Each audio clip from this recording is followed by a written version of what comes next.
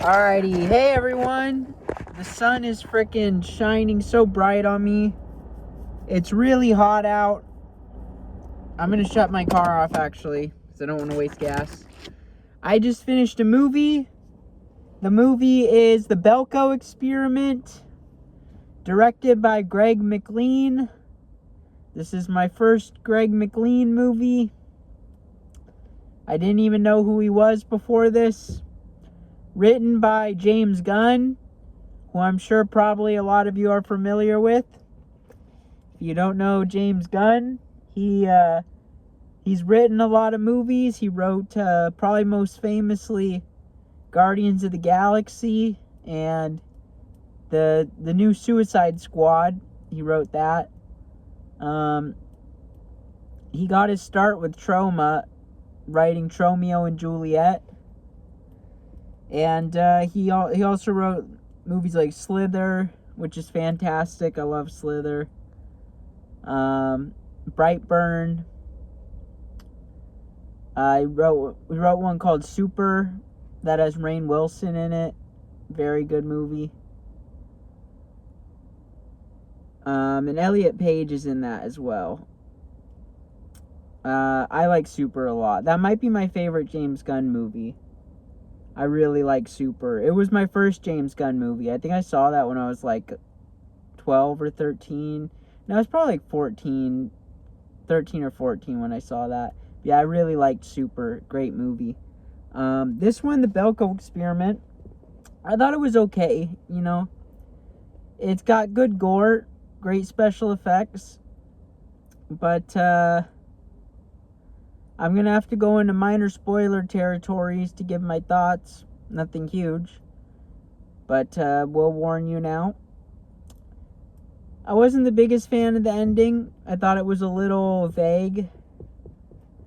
Kind of seems like it's setting up a sequel that will never get made,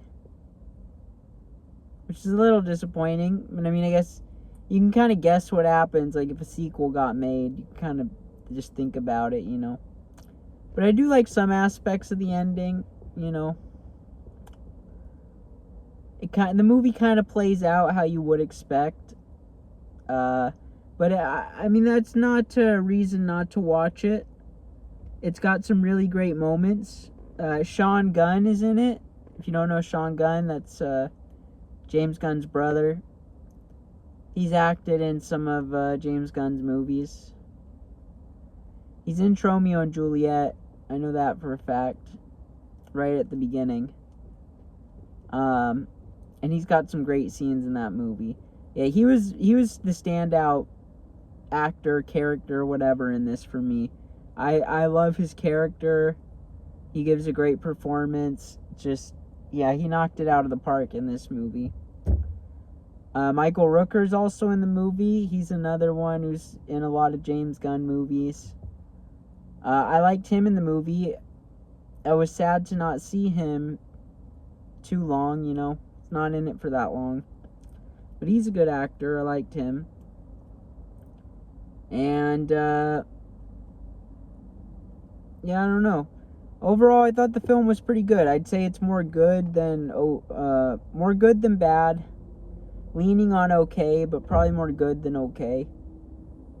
I liked the cinematography throughout. It was nothing super crazy, nothing super special, but it was good. It worked. Like I said, the special effects were good.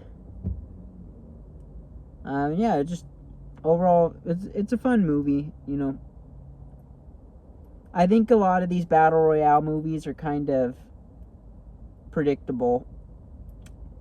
And by the end, they're very vague, and they don't really explain much, or like why it's happening. It's just very vague and like left up to your own interpretation. It's kind of a problem I have with the genre. I'd love to make my own Battle Royale film one day. I think it's a fun genre.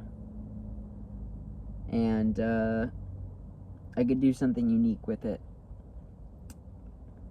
Yeah, very cool movie. And I'm glad I watched it. That checks it off my list, because I've been meaning to watch it. I'm a big fan of James Gunn, and I want to see all his movies. I'll probably watch Brightburn soon. Yeah, that's it for me on this one.